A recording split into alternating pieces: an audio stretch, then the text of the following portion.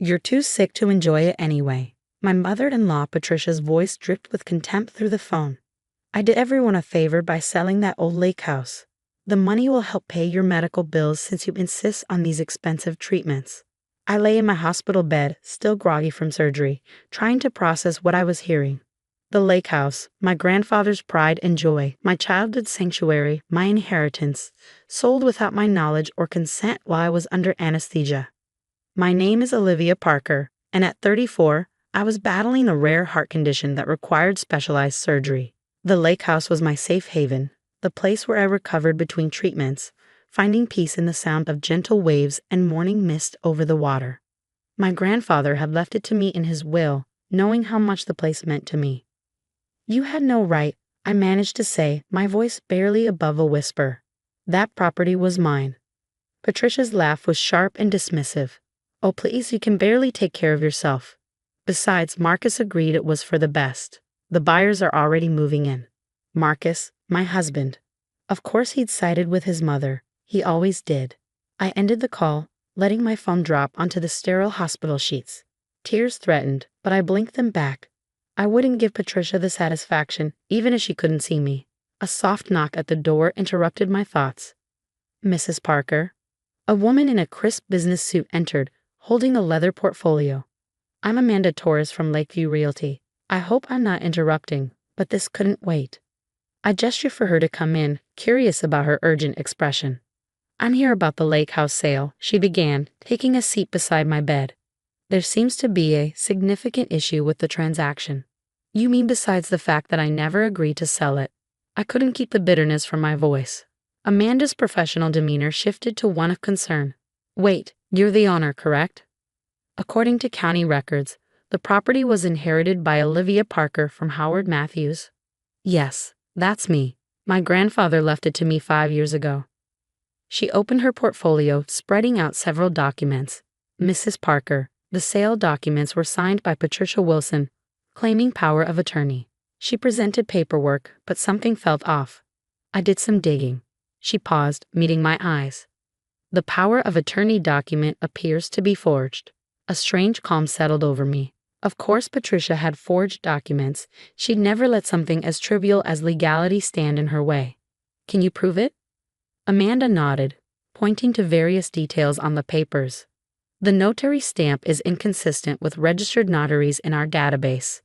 Plus, the documents dated last week, but the paper stock wasn't even manufactured until this month. It's a sloppy forgery. I thought about Patricia's smug voice on the phone, her certainty that she finally won. She'd been trying to control my life since I married Marcus 8 years ago, convinced I wasn't good enough for her precious son. The lake house had been a particular thorn in her side, prime real estate that she believed should belong to the real family. What happens now? I asked. The sale is void, Amanda explained. I've already contacted the buyers and frozen the transaction, but Mrs. Parker, she hesitated. This is serious fraud. Do you want to press charges? Did I? Patricia had finally overplayed her hand, given me irrefutable proof of her manipulation. But criminal charges would tear the family apart, force Marcus to choose sides. A memory surfaced, my grandfather sitting on the lake house porch, teaching me to fish. Sometimes, sweet pea, he'd said, the best revenge is letting people know you're stronger than they think you are. What would happen to the money? I asked Amanda. It's still in escrow, untouched. Patricia can't access it without final closing documents, which I haven't filed. Another knock at the door revealed my nurse. Mrs. Parker, your latest test came back. The surgery was successful. Your heart is responding exactly as we hoped. For the first time since waking up, I smiled. My heart was strong, stronger than Patricia had counted on. Miss Torres, I turned back to Amanda. Could you hold off on any legal action until I'm released? I think I'd like to handle this personally. She nodded, understanding in her eyes. Of course. Here's my card. Call me when you're ready. And Mrs. Parker? For what it's worth, I'm glad I double-checked those documents. After she left, I lay back against my pillows, plans already forming. Patricia thought she'd finally beaten me, taken away my sanctuary while I was at my weakest. She had no idea that her perfect plan was about to unravel. My phone buzzed with a text from Marcus. Mom says you're being difficult about the lake house. Why can't you think about what's best for everyone? I didn't reply. Let them think they'd won for now. Let Patricia celebrate her victory, perhaps even plan how to spend the money. My grandfather had always said the lake was at its most beautiful just before dawn, when the mist rolled in and everything changed. I closed my eyes, remembering the smell of pine needles, the creak of old wooden floors, the way sunlight danced on water. Patricia thought she'd taken all that away from me, but she'd actually given me something precious. The perfect opportunity to show her exactly who she was dealing with. The nurse returned with my evening medication. Your heart rate's looking much better, she said, checking the monitors. Whatever you're thinking about must be good for you. I smiled, fingering Amanda's business card, just planning a little family reunion at the lake house. It's going to be unforgettable. 3 days after my surgery, I was discharged from a hospital. My recovery was progressing remarkably well, something Patricia attributed to the stress of that old lake house being lifted from your shoulders. She'd been calling daily, her voice dripping with fake concern, while subtly reminding me how incapable I was of managing property. I let her talk, let her believe her plan had succeeded. Meanwhile, I was building my case meticulously. Amanda Torres had provided me with copies of every forged document, every fraudulent signature. The paper trail was damning.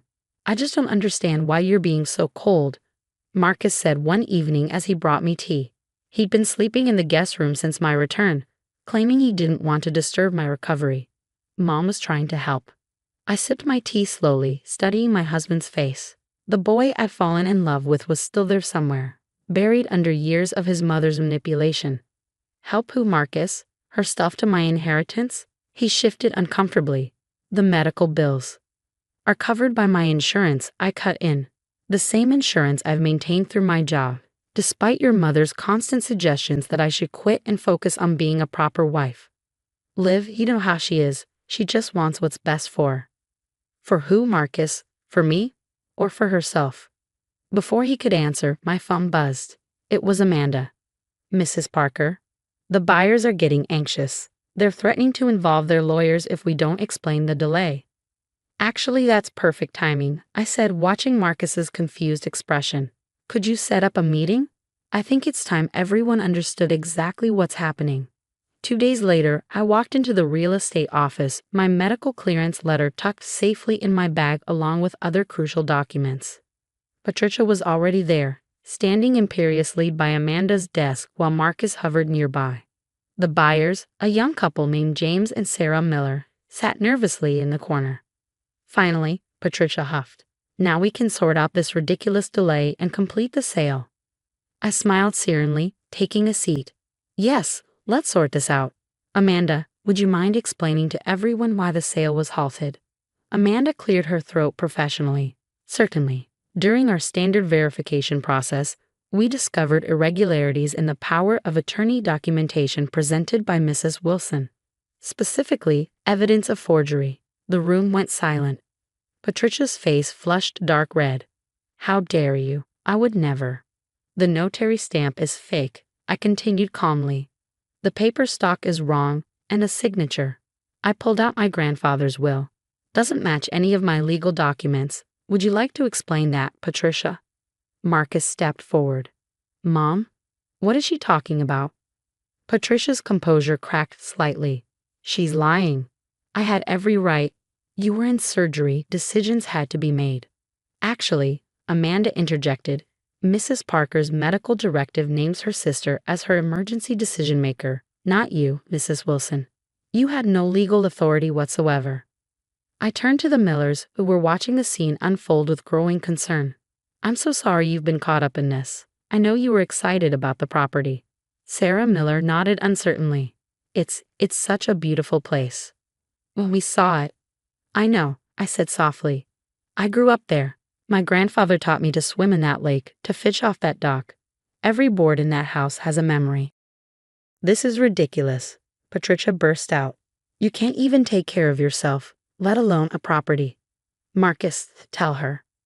But Marcus was staring at the forged documents on Amanda's desk, recognition dawning in his eyes. Mom, this is your handwriting. Patricia faltered for the first time. I was trying to protect you. She's been holding you back, keeping that prime property all to herself when we could have. When you could have what? I interrupted. Sold it, profited from my inheritance, created some investment opportunity for Marcus that would keep him dependent on you.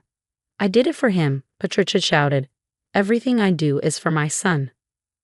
No, Marcus said quietly. You did it for yourself. You always do. The silence that followed was deafening. Patricia looked from Marcus to me, her carefully constructed world crumbling around her. Here's what's going to happen, I said, my voice steady. The sale is void. It was never legal to begin with. The Millers will get their earnest money back, with my sincere apologies for the confusion.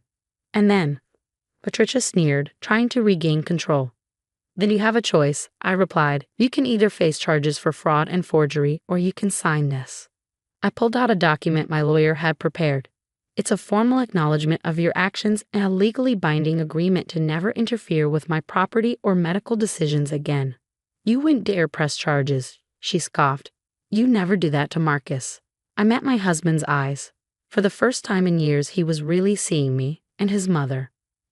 Actually, he said, I think she would, and she should. Patricia's face crumpled. Marcus, sign the papers, Mom, or I'll drive her to the police station myself. With trembling hands and wounded dignity, Patricia signed the agreement. Amanda notarized it, properly this time, and made copies for everyone. As we left the office, Marcus touched my arm gently. I'm sorry, he whispered. I should have seen it sooner. I looked at him, seeing glimmers of the man I'd married emerging from his mother's shadow. Yes, you should have. We have a lot to talk about. Behind us, I heard Patricia's heels clicking rapidly on the pavement as she hurried away, her perfect plan in shambles. The lake house was safe, but more importantly, the truth was finally out. That evening, sitting on our back porch, Marcus asked quietly, Will you take me to the lake house? Help me understand what it means to you. I smiled, thinking of dawn mist and gentle waves. Yes, I said. I think it's time you saw it through my eyes instead of your mother's. Recovery, I was learning, came in many forms. Sometimes it was a healing heart, sometimes a healing marriage, and sometimes it was simply standing your ground when others tried to take what was yours. 6 months after the confrontation at the real estate office, I stood on the lake house dock watching the sunrise paint the water gold. The morning air was crisp, carrying the scent of pine and possibilities. Behind me, I heard the screen door creak and Marcus's footsteps on the wooden planks. Coffee, he offered, holding out a steaming mug. Thanks, I said, accepting both the coffee and his presence beside me. These quiet morning moments had become our new ritual during weekend visits to the lake house. We were rebuilding, slowly but surely, finding our way back to each other without Patricia's shadow looming over us. The changes in our lives had been significant. Marcus had started therapy, working through years of his mother's manipulation. Patricia, faced with the evidence of her actions and the threat of legal consequences, had moved to Florida to live with her sister. She still sent occasional emails, but they were subdued, lacking the controlling edge that had once characterized every interaction. I got a call from the Millers yesterday, Marcus said, sipping his coffee. They found another property on the other side of the lake. They're happy there. I nodded, thinking of the young couple who'd unwittingly been caught in Patricia's scheme. I'm glad. They seemed like good people. They are. James asked if we'd like to join them for a barbecue next weekend. Said something about building a better lake community. The idea made me smile. My grandfather had always talked about the importance of good neighbors, how the lake brings people together in ways city living never could. He would have liked the Millers. We'd spent the past few months restoring the lake house, not just physically but emotionally. Each room held memories. The kitchen where my grandfather taught me to cook his famous fish fry, the living room where I'd recuperated after my first heart surgery as a teenager, the sun porch where I'd spent countless hours reading and dreaming.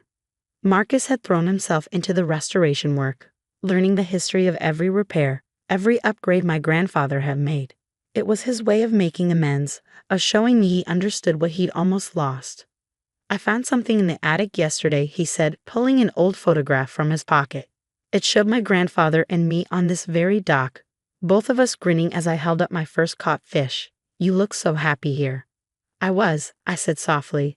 I am. This place, it's more than just property, Marcus. It's every summer spent learning from my grandfather, every storm washed from the porch, Every peaceful morning like this one. Your mother never understood that. She never tried to, he admitted. She only saw the monetary value, the status. I'm sorry I let her view cloud mine for so long. My heart condition had stabilized remarkably since the surgery. The doctors said stress reduction played a big part in my recovery, and I knew removing Patricia's toxic influence had been as healing as any medical procedure. I've been thinking, Marcus said, turning to face me. What if we started some new traditions here? Make this place mean something to us, not just about the past. I raised an eyebrow, curious. What did you have in mind? Well, he smiled. Remember how you always talked about running art workshops? The sunroom would make a perfect studio. And that patch of land by the old boathouse. We could start a garden there, something your grandfather would have loved. The idea warmed me more than the coffee. My grandfather had always said the lake house should be a living thing, growing and changing while keeping its heart intact. I'd like that, I said. But only if you're sure. This is my sanctuary, Marcus. I won't have it turned into another battlefield. He took my hand, his grip firm and reassuring. I'm sure. I want to build something here with you, something that's ours. No more letting my mother's voice dictate our choices. As if on cue, my phone buzzed with an email notification from Patricia. I glanced at it briefly, another thinly veiled attempt to assert control, suggesting we sell that old place and invest in Florida property near her. Delete. You know what I learned from all this? I said, turning back to the sunrise. Sometimes the strongest thing you can do is simply hold your ground. Not with anger or revenge, but with quiet certainty in what you know is right. Marcus squeezed my hand. You've always been the strong one. I just didn't see it before. A fish jumped in the distance, creating ripples that spread across the golden water. Like those ripples, the effects of standing our ground had spread through every aspect of our lives. Our marriage was stronger, clearer. My health was better than it had been in years. And the lake house, my grandfather's legacy, remained a sanctuary, not just of the past now, but of our future too. Come on, I said, tugging Marcus toward the house. Let's make breakfast. I think it's time I taught you my grandfather's secret pancake recipe.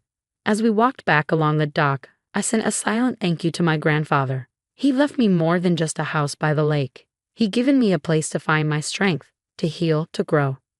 And now finally, it was helping heal my marriage too. The morning mist was lifting, revealing a clear, bright day ahead. Just the kind of day for new beginnings.